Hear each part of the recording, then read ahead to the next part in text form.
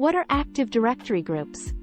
Active Directory groups are abstraction, or a way of grouping like-minded and similarly permissions-assigned security principles.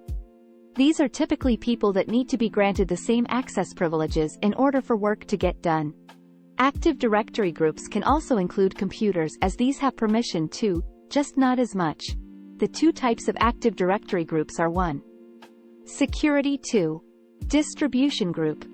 What are Active Directory security groups?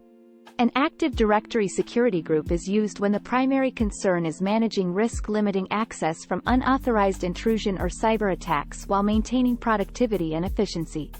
Active Directory security groups best practices. Control who has access to specific directories using permissions granted via ACLs. Access controls list SS control lists.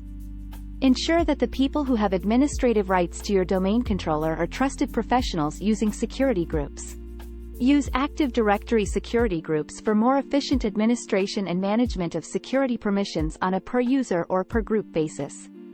Determine what type of group security you want to use. Domain local security groups versus global security groups. What are the benefits of Azure Active Directory, Azure AD, over an on-premises Active Directory, AD? 1. Reducing administrative overhead. 2. Security. 3. Easy license management. 4. Enhanced self-service for group memberships. 5. Guest collaboration. 6. Limitations of Azure AD. 7. LOB applications as a SaaS model. Does Azure AD replace Active Directory? You cannot replace an on-premises Active Directory installation with Azure AD. Azure AD is not an actual replacement of ADDS. According to a Microsoft's representative, Azure Active Directory is not designed to be the cloud version of Active Directory. It is not a domain controller or a directory in the cloud that will provide the same AD capabilities. It actually provides many more capabilities differently. Common attacks against Azure AD. 1. Password attacks. 2. Phishing attacks. 3. Azure AD skeleton key attack.